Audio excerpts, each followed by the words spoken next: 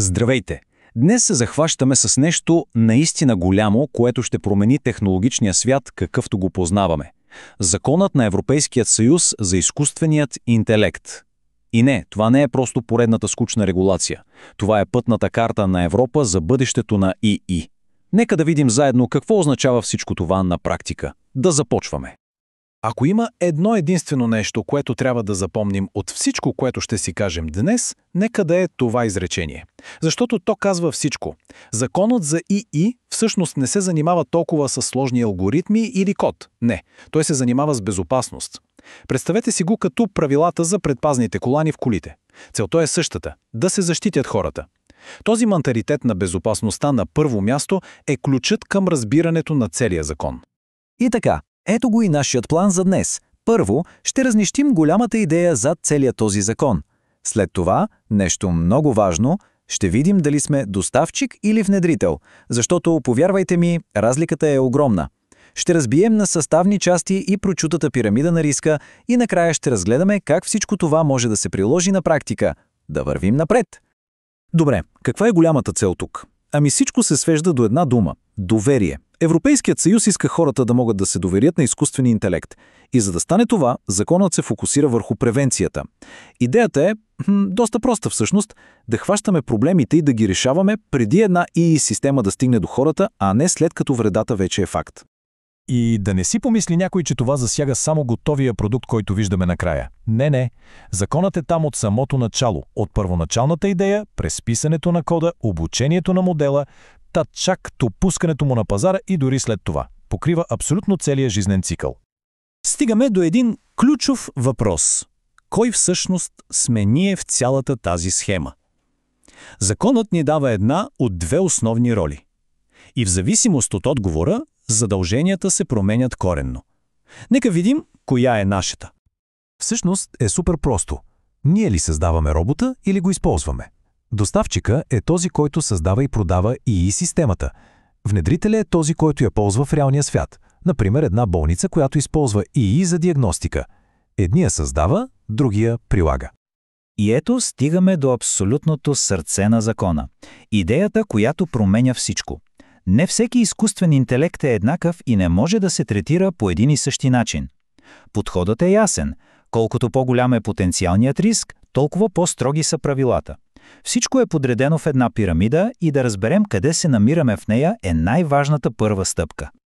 Както виждаме, имаме 4 стъпала. На самия връх – неприемливия риск, нещата, които са тотално забранени. А долу в основата – минималния, където почти няма правила. Повечето работа обаче ще се върти около тези две нива по средата. Мястото в тази пирамида определя целия ни път напред. Да започнем от върха. Тук са системите, за които Европейския съюз казва «не благодаря». Това е твърде опасно за обществото. И просто ги забранява. Говорим за неща като социален рейтинг от държавата или масово наблюдение с лицево разпознаване на публични места. И сега внимание, защото тук е мястото, където повечето иноватори ще трябва да се фокусират. Високорисковите системи. Те са позволени, да, но идват с едни доста дебели инструкции за употреба. Тук закона наистина показва мускули и изисква да сме перфектни. Добре де, ама какво всъщност означава висок риск на практика? Ами помислете си за моменти, в които един софтуер може да промени живота на някого. Например, алгоритъм, който решава дали да получим кредит. Или пък софтуер, който пресява автобиографии и може да ни коства мечтаната работа.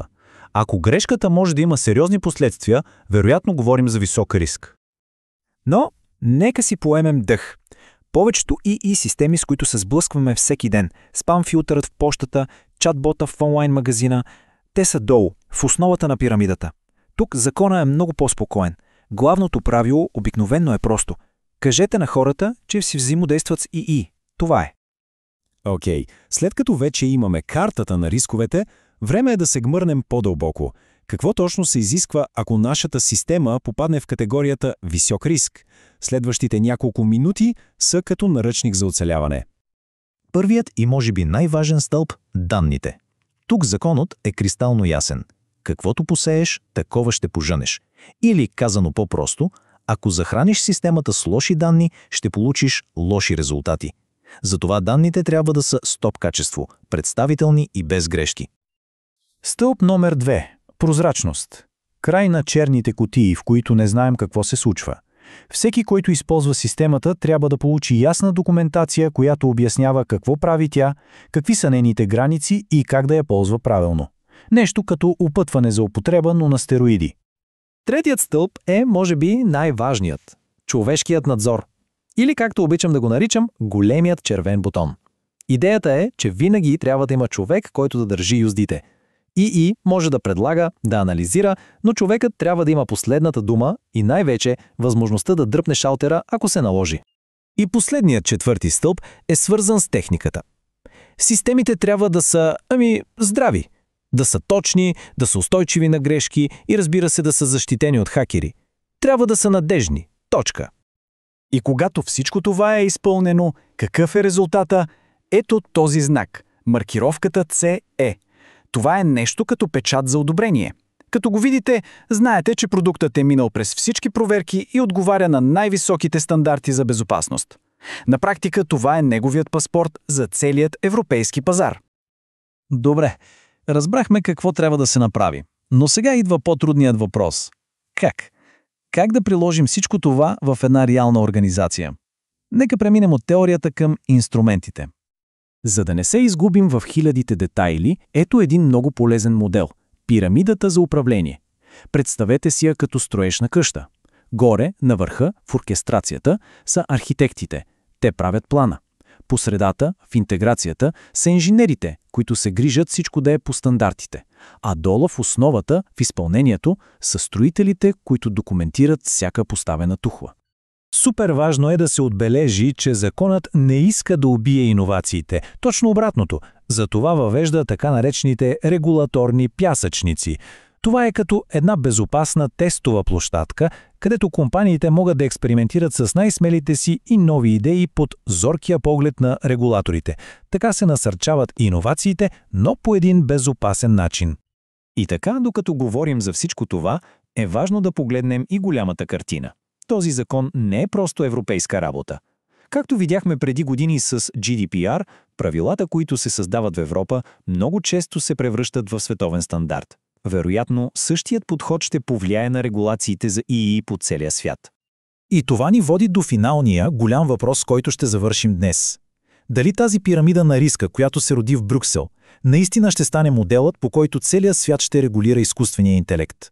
Времето ще покаже, но едно е сигурно – всички погледи са насочени насам.